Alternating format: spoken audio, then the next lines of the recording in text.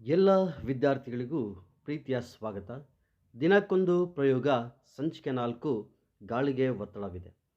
ಇಂದು ನಮ್ಮ 1ನೇ ತರಗತಿ ಓದಿರುವಂತಹ ವಿದ್ಯಾರ್ಥಿನಿ ಕುಮಾರಿ ವೃಂದಾಶ್ರೀ ಈ ಪ್ರಯೋಗನ ಮಾಡ್ತಾ ಇದ್ದಾರೆ. ಗಾಳಿಗೂ ಒತ್ತಡವಿದೆ ಎಂದು ತೋರಿಸುವಂಥ ಒಂದು ಪ್ರಯೋಗ. ಈ ಪ್ರಯೋಗಕ್ಕೆ ಬೇಕಂತಹ ಸಾಮಗ್ರಿಗಳು ಒಂದು ವಾಟರ್ ಬಾಟ್ಲು, ಒಂದು ಬಲೂನು, ಒಂದು ಟೇಪು, ಒಂದು ಸೂಜಿ ಮಾತ್ರ. ಮೊದಲಿಗೆ ನಾವು ಒಂದು ಬಲೂನ್ನ ತೆಗೆದುಕೊಂಡು ಆ ಬಲೂನ್ನ ವಾಟರ್ ಬಾಟ್ಲ್ ಒಳಗೆ ಹಾಕಿ ನಾವು ಊದೋಕ್ಕೆ ಪ್ರಯತ್ನವನ್ನು ಪಡೋಣ. ನಾವೆಷ್ಟೇ ಬಲೂನ ಊದೋಕ್ಕೆ ಪ್ರಯತ್ನ ಪಟ್ಟು ಸಹ ಬಲೂನು ದೊಡ್ಡದಾಗಲ್ಲ. ಈಗ ಏನು ಮಾಡೋಣ ಅಂದರೆ, ಒಂದು ಸೂಜಿ ಸಾಲಿನ ಒಂದು ಸಣ್ಣ ರಂಧ್ರವನ್ನು ಮಾಡಿ ಮತ್ತೆ ನಾವು ಊದೋಕ್ಕೆ ಸ್ಟಾರ್ಟ್ ಮಾಡೋಣ. ಆಶ್ಚರ್ಯ ಆಗುತ್ತೆ. ನಾವು ಯಾವಾಗ ಬಲೂನ್ನ ಊದೋಕ್ಕೆ ಹೋಗ್ತೀವೋ ಆವಾಗ ಬಲೂನ್ ದೊಡ್ಡದಾಗುತ್ತೆ. ಈಗ ನಾವೇನು ಮಾಡ್ತೀವಪ್ಪ ಅಂದರೆ, ಆ ರಂಧ್ರವನ್ನು ಪ್ಲಾಸ್ಟರ್ ಸಹಾಯದಿಂದ ಮುಚ್ಚೋಣ. ಮುಚ್ಚಿಟ್ರೆ ನಿಮಗೆ ಆಶ್ಚರ್ಯ ಆಗುತ್ತೆ. ನೋಡಿ,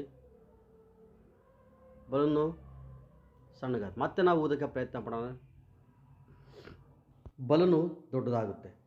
ಈಗ ಆ ರಂಧ್ರದ ಮೂಲಕ ನೋಡಿ ಬಲೂನ್ ಎಷ್ಟು ದೊಡ್ಡದಾಗಿದೆ ಅಲ್ವಾ. ಈ ಪ್ರಯೋಗದ ಮೂಲಕ ಏನು ಗೊತ್ತಾಗಪ್ಪ ಅಂದರೆ, ಗಾಳಿಗೂ ಒತ್ತಡವಿದೆ ಎನ್ನುವಂತಹ ಒಂದು ಅಂಶ ಗೊತ್ತಾಗುತ್ತೆ. ಅಂದರೆ ನಾವು ಹೊರಗಿಂದ ಒಂದು ರಂಧ್ರವನ್ನು ಮಾಡಿದಾಗ ಗಾಳಿ ಒಳಗಡೆ ಹೋಗುತ್ತೆ. ಆ ಹೊರಗಿದ್ದಂತಹ ಗಾಳಿ ಮತ್ತೆ ಮಾಡಿದಾಗ ಒತ್ತಡವನ್ನು ಉಂಟು ಮಾಡಿ ಈ ಕಡೆ ಓಪನ್ ಆಗುತ್ತೆ.